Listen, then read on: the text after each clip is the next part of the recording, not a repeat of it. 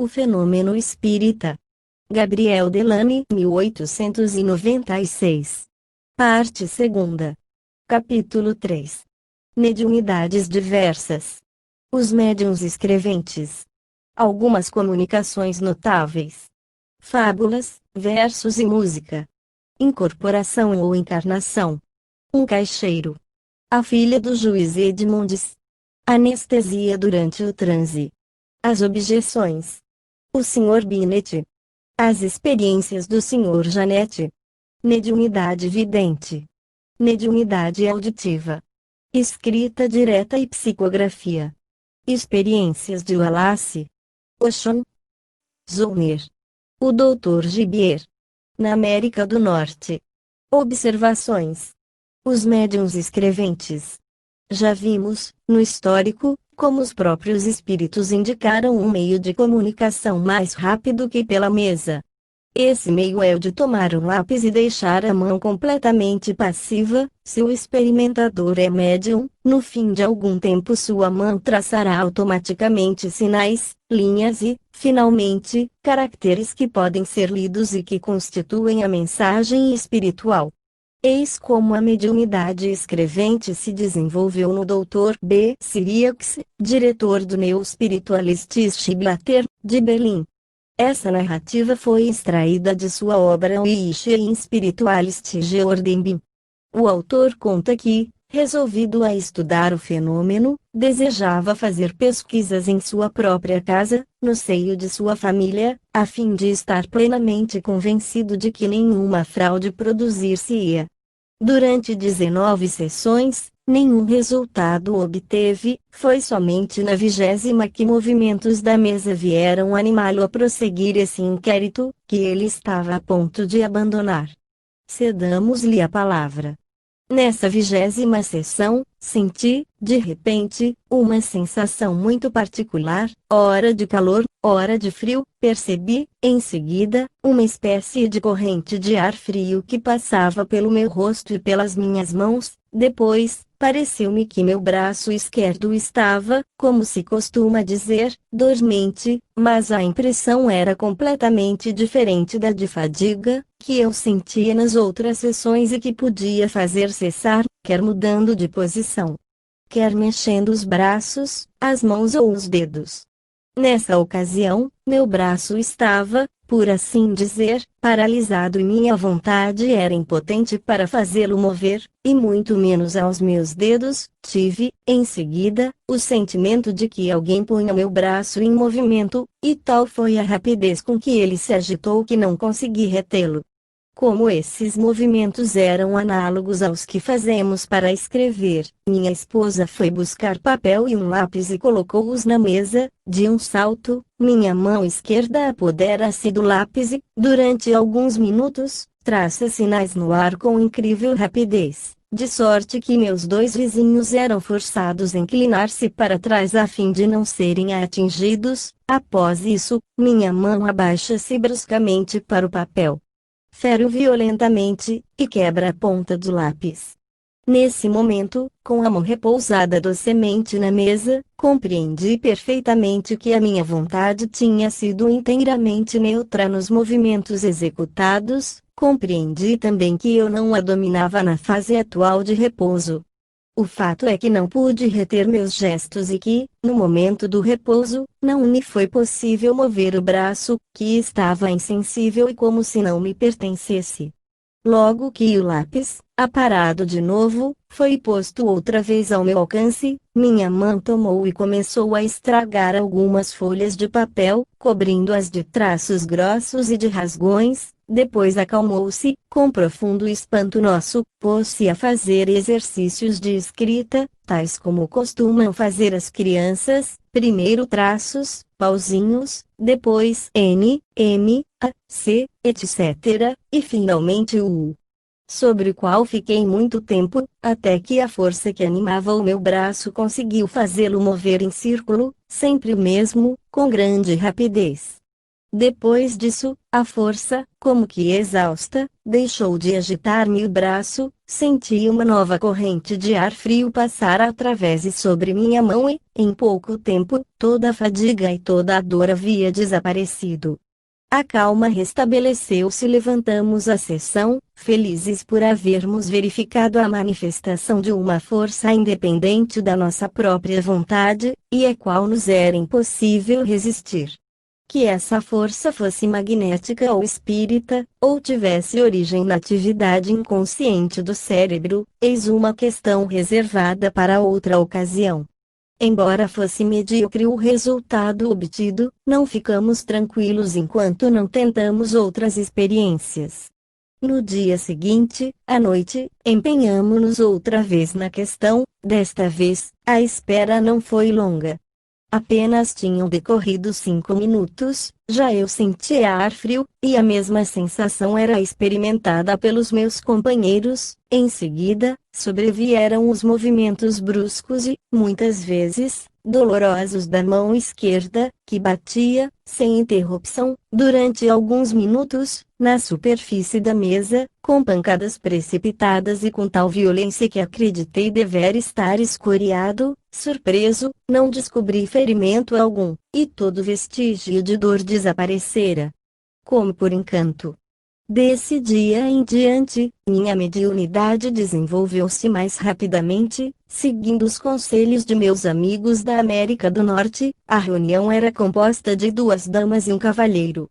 Comecei a escrever com a mão esquerda, primeiro como exercício, depois, vieram comunicações de diferentes espíritos e, certa noite, desenhei uma cesta de flores. Devo dizer que sou muito desajeitado da mão esquerda no estado normal, não sabendo sequer servir-me dela para comer, quanto mais para escrever. No que diz respeito ao desenho, entendo muito pouco dessa arte, mesmo com a mão direita. Adquiri a mais absoluta convicção de que a força que escrevia e desenhava por meu intermédio era independente de mim, e que devia residir em outra inteligência que não a minha, porque, durante essas manifestações, eu conservava toda a minha lucidez, não sentia nenhum inconveniente, salvo no que era concernente ao meu braço esquerdo, pois, durante toda a sessão, parecia não me pertencer e dava-me a impressão de que era usado por alguma outra pessoa, sem minha participação e contra a minha vontade. Meu espírito era tão alheio a isso que, enquanto minha mão escrevia, eu podia perfeitamente conversar com as outras pessoas presentes.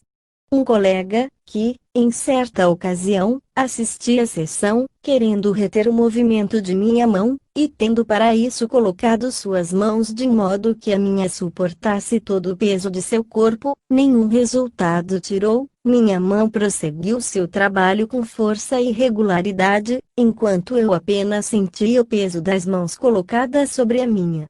Reproduzimos inteiramente as declarações do Dr. Cyriax. Por serem originais, elas mostram bem as fases diversas pelas quais passam o maior número de experimentadores e, além de tudo, apresenta a vantagem de ser relatada por um homem competente, que só pôde ser levado a acreditar nos espíritos pelos fenômenos produzidos em si próprio. Eis ainda uma outra experiência de William Crookes, sobre a escrita automática. 30. Início da nota do redator. 30. Crookes. Recherches expérimentales sur l'espiritualisme. Fim da nota do redator. Em minha presença, diversos fenômenos produziram-se ao mesmo tempo, e o médium não os conhecia todos. Aconteceu que a jovem Fox escrevia automaticamente uma comunicação para um dos assistentes, enquanto outra comunicação, sobre outro assunto, lhe era dada para uma pessoa diferente, por meio do alfabeto e por pancadas. Durante todo esse tempo, o médium conversava com uma terceira pessoa, sem o menor embaraço, sobre assunto completamente diferente dos outros. Algumas comunicações O caráter automático da escrita, obtida nas condições acima indicadas, é, sem dúvida, muito importante para julgar-se da boa-fé do médium, mas convém não esquecer que, neste caso, como em todos os outros, o verdadeiro característico da mediunidade está nas provas de identidade fornecidas pelo espírito que se manifesta. Quando esse invisível fala de acontecimentos dos quais só ele e vós tendes sido testemunhas, tereis já uma probabilidade de ser ele perfeitamente a personalidade que conhecestes na terra. Neste caso, convém não recear fazer-lhe perguntas múltiplas e reiteradas, até que vossa convicção seja plena e completa. Pode acontecer que, sem se obterem nomes conhecidos do evocador, tenha comunicação um caráter comprobativo. Isto sucede quando ela revela ser de uma inteligência notoriamente superior à do médium ou quando é escrita com uma espontaneidade ou presteza tais que não se pode atribuí-la ao médium. Mas essas comunicações são, às vezes, verdadeiras farsas literárias. Vamos ver diferentes exemplos desses casos.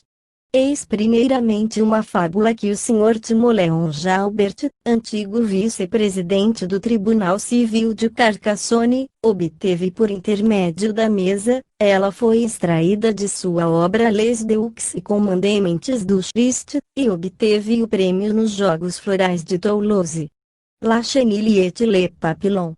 D'un bosquet de jasmin, labourant les contours, tremblante, une chenille, au déclin de 6 jours, se disait, je suis bien malade, je ne digère plus les feuilles de salade, à peine se les chautent mon appétit, je me meurs petit appétit. C'est triste de mourir. Meu que vaudrait ne pas notre sans murmure, il faut se soumettre. Adaltris, après moi, de tracer le ursilon.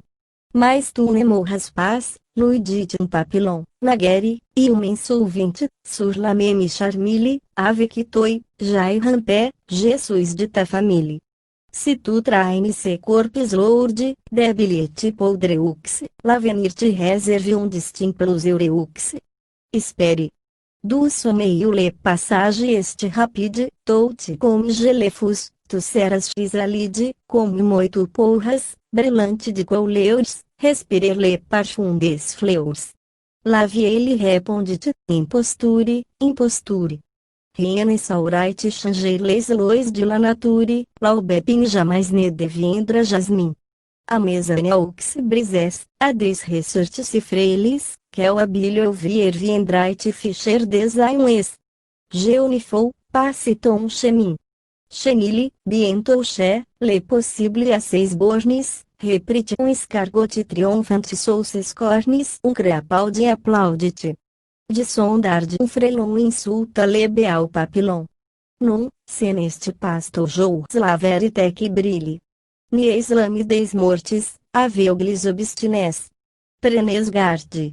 Vos raisonnes à peu près comme la chenille. Eis uma outra poesia obtida por uma senhora, com o auxílio da escrita automática, foi ditada no momento em que apareceu a novela intitulada Spirit, de Théophile Gautier.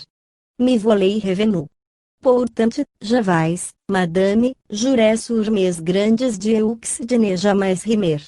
C'est triste metter qui de faire imprimer les œuvres d'un auteur réduit à l'état d'âme. Jamais fui loin de vos, mais un esprit charmant risque en parlant de nous de se ter les sourire. Je pense que o insight bien plus que eu nem veio te dire, et que o que parte, trouve son revenant. O revenant, vraiment cela paraît étrange, moi-même génial rico and jetais ici bas, mas, lorsque j'affirmais que je n'y croyais pas, j'aurais, como o salveur, accueilli mon bon ange. Que je l'aurais aimé, lorsque, le front jauni, appuyé sur ma main, la nuit, dans la fenêtre, mon esprit, implorant, sondait le grand peut-être, en parcourant au loin les champs de l'infini. Amis, qu'espéres vos d'un siècle sans croyance? Onde vos aures prece votre fruit le plus beau, l'homme trebuchera toujours sur un tombial, si, pour le soutenir, e una plus l'espérance. Mais seis vers, dira-te ils ne sont pas de lui. Que m'importe, aprestou-te, le blâme du vulgaire, lorsque jetais vivant, e o nemo occupai-te guère, a plus forte raison, en rirás geojordu. A. de Musset. Esses versos, publicados pela Revue Spirit, produziram sensação, mormente no mundo das letras, porque era difícil, fosse qual fosse o médium, não reconhecer a verve do poeta. Alberic II, a quem eles foram enviados, escreveu, em 7 de junho de 1866, no Grande Jornal, que então dirigia, o seguinte: era difícil deixar de interrogar Théophile Gautier sobre os versos em questão e, justamente, tendo tido o prazer de encontrá-lo em casa da Sra. Binks-Korsakoff, cedi à minha bem natural tentação. Em sua resposta, uma senhora que jamais fizera uma simples composição em sua vida enviou-me esses versos, que o espírito Alfred de Musset ditou por seu intermédio. Tenho lido páginas atribuídas a Balzac e a Senhora de Girardin, canções atribuídas a Béranger, máximas atribuídas a Rochefoucauld que são verdadeiras aberrações. Antes de ler os versos de Alfred de Musset, cuja remessa me tinha sido anunciada, supus que seriam do mesmo jazz, mas, feita a leitura, tive de modificar a minha opinião. Posto de parte o autor do Spectacle dans Fauteuil, não conheço ninguém, absolutamente ninguém que seja capaz de escrever esses versos. Confesso que a origem dessa poesia é um mistério que não posso decifrar. A crítica de Théophile Gautier, quando se refere aos mortos ilustres, aos quais se atribui às vezes uma linguagem ridícula nas comunicações, é perfeitamente justificável. Sucede encontrarem-se, em certos grupos de investigadores pouco esclarecidos, médiuns que, com ufania, produzem elucubrações em versos de 17 pés atribuídas a Victor Hugo, sem dúvida para agradar aos decadentes, obras literárias onde Bossuet estropia a língua francesa com um impudor notável, onde Lamennais, Chateaubriand, de Maistre falam como teria podido fazer o seu porteiro de outrora, comunicações de santos. E mesmo de Jesus e da Virgem Maria, que, com uma ênfase grotesca, prodigalizam conselhos morais de uma banalidade incoerente. É preciso não se ficar admirado com essas anomalias, mas concluir que houve uma grosseira mistificação. Ela, evidentemente, existe, mas não do lado dos médiuns, porque os espíritos que ditam essas comunicações sabem a que pessoas se dirigem, são, portanto, estes os verdadeiros culpados. Mas o investigador imparcial não se deterá ante esses resultados, senão para constatar que os espíritos são, com exceção do corpo, entes humanos, isto é, a sua esfera intelectual é tão elevada como a que tinham na Terra, pois o número dos mistificadores e dos imbecis não diminui na erraticidade. Tornaremos a este assunto na parte terceira desta obra. Em seu livro Choses de l'Autre-Monde, Eugène nos fornece uma prova evidente da inteligência do fenômeno, porque ele e seus amigos pediram à mesa para formular suas definições em frases de 12 palavras. Nossa tripeça não se embaraçava com tão pouca coisa, diz ele. Desafio todas as academias literárias a formularem rapidamente, instantaneamente, sem preparativo e sem reflexão alguma, definições circunscritas em 12 palavras, tão completas e, muitas vezes, tão elegantes como as improvisadas pela nossa mesa, a qual, no máximo, concedíamos, e a muito custo, a faculdade de formar uma palavra composta por meio de um traço de união. Eis algumas dessas definições. Infinito. Abstração puramente ideal, acima e abaixo do que é concebido pelos sentidos. Física. Conhecimento das forças materiais que produzem a vida e o organismo dos mundos. Química. Estudo das diversas propriedades da matéria no estado simples e composto. Matemática. Propriedade das forças e dos números imanentes das leis da ordem universal. Harmonia. Equilíbrio perfeito do todo com as partes e das partes entre si. Teologia. Dissertação dos dogmas fundamentais nos quais repousa a concepção de uma religião humana. Força divina. Força universal que liga os mundos e abraça todas as outras forças. Coração.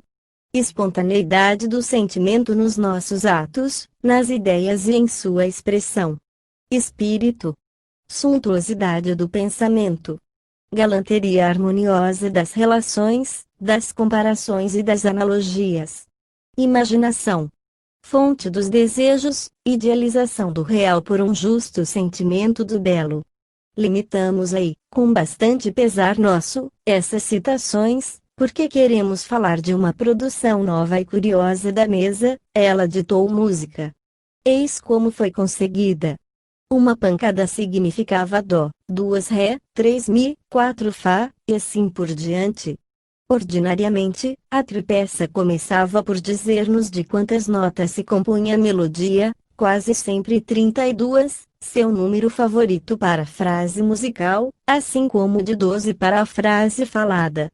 Preenchida essa formalidade, ela ditava consecutivamente as notas, que escrevíamos em cifras, depois, dividia os compassos, designando, uma após outra, a quantidade de notas que cada compasso devia conter. Feito isto, dava-nos o valor da semibreve, da colcheia e, sucessivamente, o valor de cada nota que indicava, marcando o compasso com o pé da tripeça sobre o soalho. Vinha, em seguida, a indicação dos acidentes, dos sustenidos, dos bemóis, em tal ou tal nota do compasso, depois, o tom, e, enfim, o título do trecho. Porém, quanto a este, o espírito tinha o cuidado de não o revelar senão depois de tudo completo. Fim do ditado. Burô executava a melodia em um órgão que tínhamos alugado para esse fim. A tripeça, sobre a qual as nossas mãos se mantinham colocadas, indicava o movimento, batendo o compasso e retificando os erros, quando eles existiam. Em seguida, o nosso amigo metia o trecho em um bolso e compunha o acompanhamento, que submetia, em seguida, à provação da tripeça, sempre animada, bem entendido, pelo fluido das nossas mãos.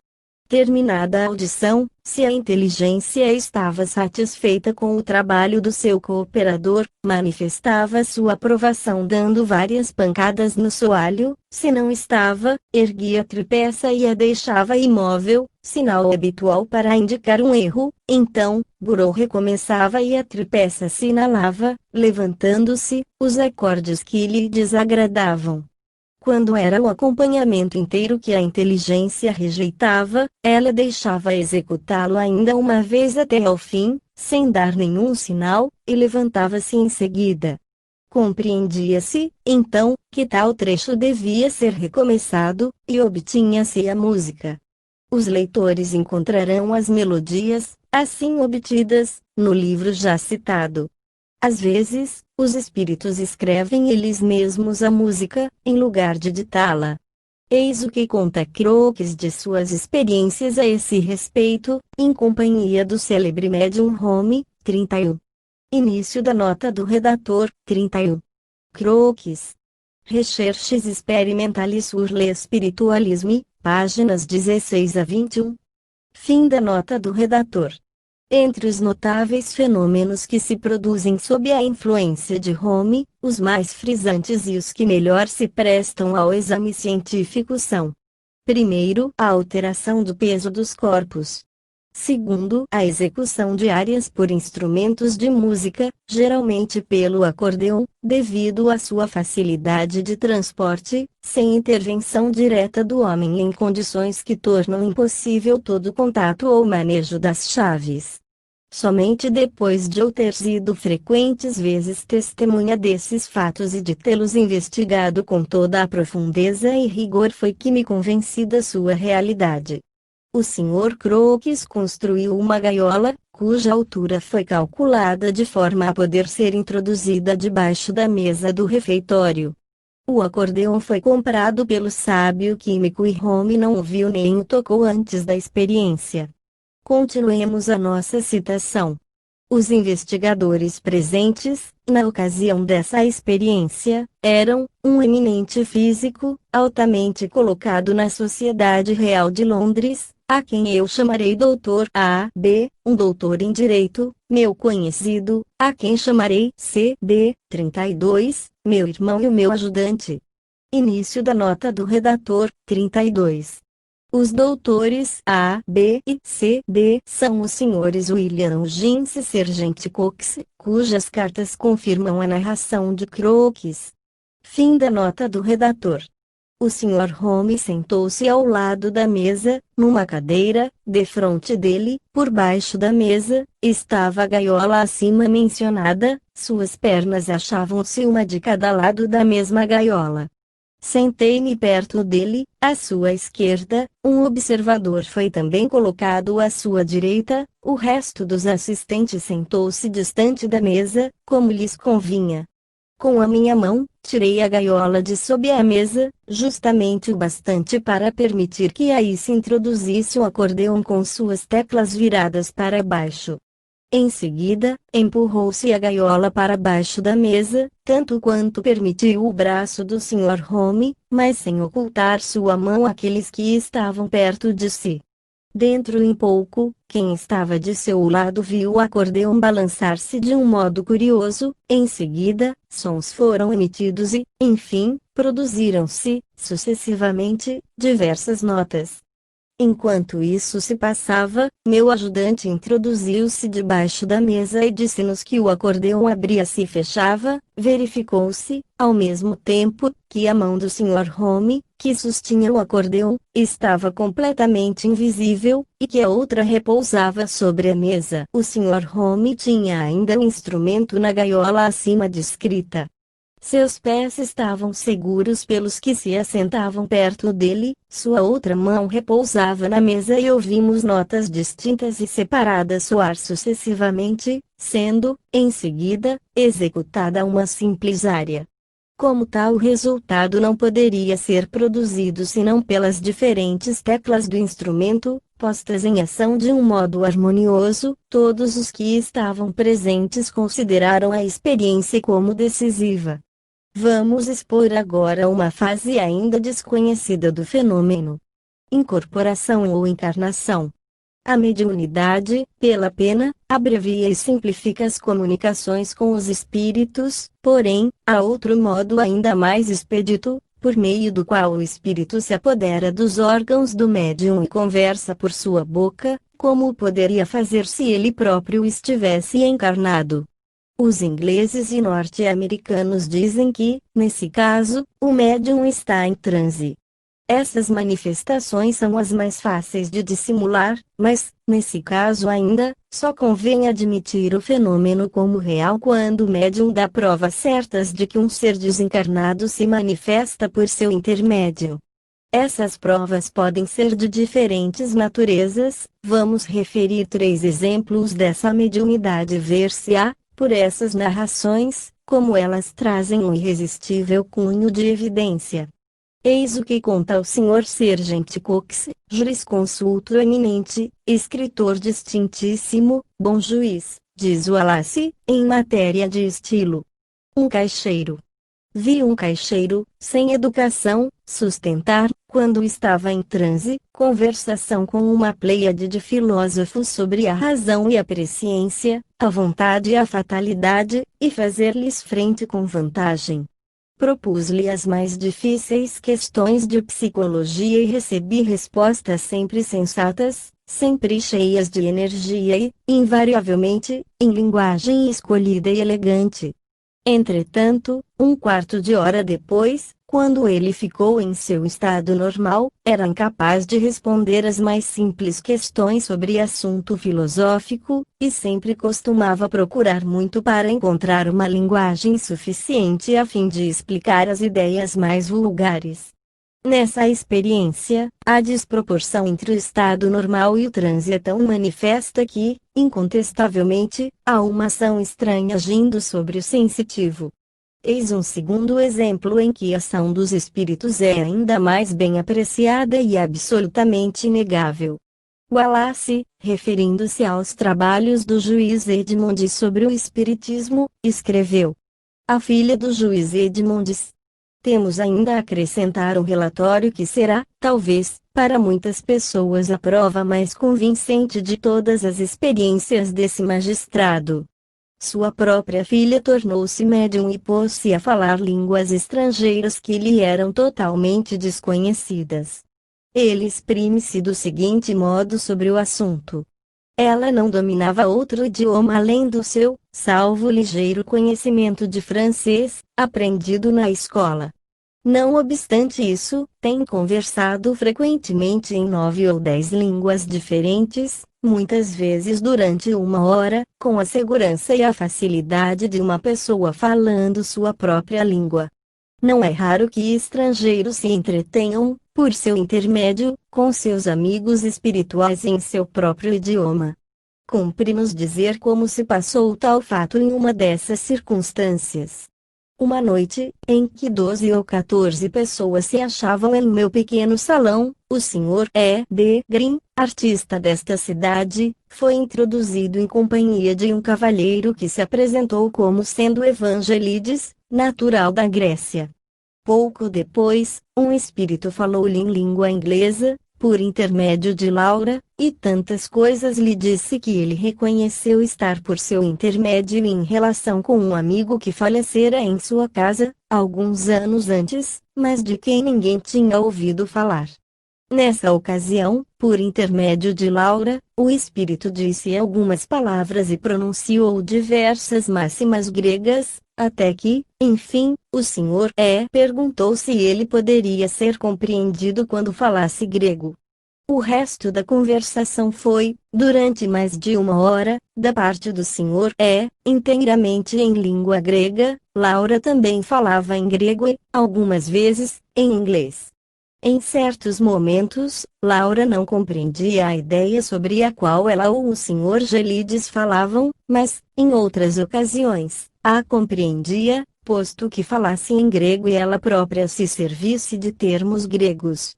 Vários outros casos são conhecidos. Está averiguado que essa jovem tem falado as línguas espanhola, francesa, grega, italiana, portuguesa, latina, húngara, hindu, assim como outras que eram desconhecidas de todas as pessoas presentes. Isto não é de forma alguma um caso isolado, apoia-se numa autoridade e em testemunho absolutamente recusável. Um pai deve saber ou não se a sua própria filha aprendeu a falar corretamente 8 idiomas além da sua língua natal. Os que tomaram parte na conversação devem saber se as línguas de que se trata eram faladas ou não. Em muitos casos, por exemplo, quando se conversava nos dialetos espanhóis ou indianos, o juiz Edmonds reconhecia-os. O fenômeno produzido faz parte do espiritismo, porque essas línguas eram faladas em nome por conta de pessoas falecidas e porque estava no caráter delas o assunto de que se tratava. Esse fenômeno, que há 16 anos foi dado à publicidade, deveria merecer uma discussão ou uma explicação por parte daqueles que fazem profissão de esclarecer o público sobre os assuntos espíritas. Anestesia durante o transe. Eis uma observação médica do Dr. Gibier, 33, a respeito do célebre médium Slade. Início da nota do redator, 33. Dr. Gibier. O Espiritismo, terceira parte, capítulo 1º, parágrafo 2º. Fim da nota do redator. Tínhamos de operar Slade com o fim de extirpar-lhe um cisto sebáceo do couro cabeludo.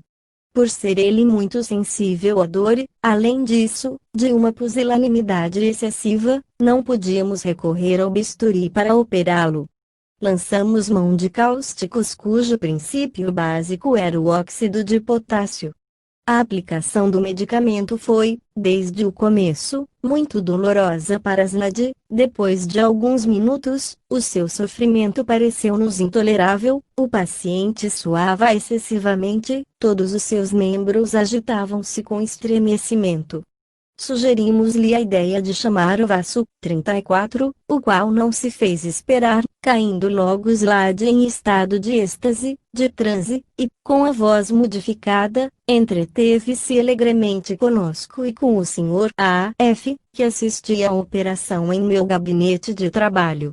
A dor tinha de tornar-se cada vez mais intensa, pois a potassa mordia as camadas sensíveis do derma, mas Slade não parecia ocupar-se com isso, como se fosse um outro paciente. No começo da operação, dava o seu pulso 85 pulsações por minuto. 3 minutos depois, tinha esse número baixado a 60, a pele, que pouco antes era quente, resfriara quase subitamente. Slade Ovaço ria-se e conversava conosco. Início da nota do redator, 34. Espírito que, às vezes, se aposta dos órgãos do médium. Fim da nota do redator. Beliscamos-lhe com força a parte dorsal da mão, e o paciente, que se sobressalta ao menor contato, tão grande é a sua hiperestesia no estado normal, nem deu mostras, nesse momento, de aperceber-se da pequena tortura que lhe infligíamos. Ao cabo de um quarto de hora, tiramos o cáustico. Slade teve uma nova convulsão e tornou ao seu estado normal depois de nos ter apertado a mão e dito, como quem se despede, goodbye. A dor então reapareceu, mas muito suportável. Slade queixou-se de sofrer principalmente na parte em que o tínhamos beliscado. É forçoso confessar que tudo isso é bastante estranho. Objetarão que tudo foi uma simulação? Mas, como explicar as modificações da temperatura e das pulsações do coração?